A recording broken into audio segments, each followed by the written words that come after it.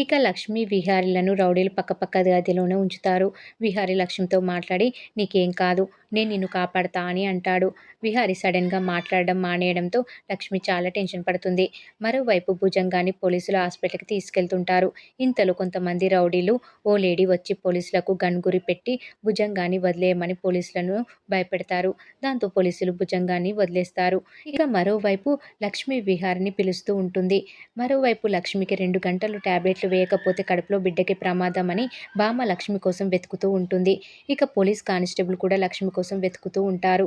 లక్ష్మి అరుస్తూ ఉంటే శోభ వాళ్ళు వచ్చి "ఎందుకే అలా అరుస్తావు" అంటే "అవతల గదిలో ఆయన పలకడం లేదు" అని అంటుంది లక్ష్మి.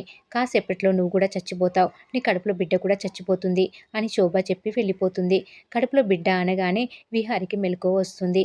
ఇక బామ్మ అక్కడే కనిపించిన ఓ వ్యక్తితో విహారీ నెంబర్‌కి కాల్ చేయిస్తుంది. విహారీ ఫోన్ లిఫ్ట్ చేయడు. రౌడీలా వచ్చి భుజంగాన్ని కాపాడింది సహస్రనే. సహస్ర భుజంగాన్ని లక్ష్మి ఉన్న చోట విడిచిపెట్టి పని పూర్తి చేయమని అంటుంది. ఇక భుజంగం లక్ష్మి వాళ్ళున్న దగ్గరికి వెళ్తాడు. భుజంగం విహారీ గదికి వెళ్తుంటే రౌడీలు ఆపి లక్ష్మి గదికి తీసుకెళ్తారు. దాంతో విహారీకి రౌడీలు వచ్చినట్లు తెలుస్తుంది. రౌడీలు పక్క గదిలో ఉన్న సిరిని చంపేస్తారని అనుకుని లేస్తాడు విహారీ. ఇక భుజంగం లక్ష్మి గదిలోకి వెళ్ళడం లక్ష్మి చూసి షాక్ అయిపోతుంది. భుజంగం చాకు తీసుకొని లక్ష్మి దగ్గరికి వెళ్తాడు. మరోవైపు యమున విహారీ లక్ష్మిల గురించి దేవుడికి దండం పెట్టుకుంటూ ఉంటుంది. విహారీ బలంగా కుర్చీని విరగ్గొట్టి లేస్తాడు. భుజంగం లక్ష్మిని "నిన్ను చంపేసి నా పగ తీర్చుకుంటానే. నువ్వు గర్భవతి అని నీ భర్తకి తెలియదు కదా. నువ్వు గర్భవతిగా ఉన్నప్పుడే చంపి మీ ఆయన దగ్గరికి తీసుకెళ్తా. అప్పుడు వాడు నీ శవాన్ని చూసి కుమిలి కుమిలి ఏడుస్తుంటే నేను సంతోషిస్తా" అని అంటాడు భుజంగం. లక్ష్మి చాలా భయపడిపోతూ ఉంటుంది. ఇక విహారీ బయటకు వచ్చి రౌడీల్ని కొడతాడు. బయట సౌండ్ రావడంతో భుజంగం బయటకి వెళ్తాడు. బయట విహారిని చూసి షాక్ అయిపోతాడు భుజంగం. "భుజంగం నువ్వా" అని విహారీ అంటే "వీడిని ఎవరిక్కడికి తీసుకొచ్చార్రా" అని భుజంగం రౌడీలను తిడతాడు. "ఆ దేవుడు ఇద్దరిని ఒకేసారి చంపే అవకాశం నాకిచ్చాడు" అని అనుకుంటాడు భుజంగం.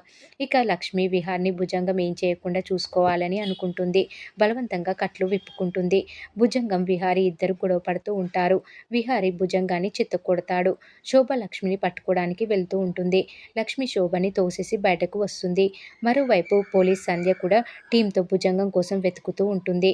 లక్ష్మి వెనుక వైపు నుంచి బయటకు వచ్చి రౌడీల కారు దగ్గర నిల్చొని ఇబ్బంది పడుతూ ఉంటుంది. మరి ఏం జరగబోతుంది అనేది రాబోయే ఎపిసోడ్లో తెలుసుకుందాం. ఈ వీడియో కనుక మీకు నచ్చినట్లయితే లైక్ చేయండి, షేర్ చేయండి, సబ్స్క్రైబ్ చేయడం మాత్రం మర్చిపోకండి. Please subscribe.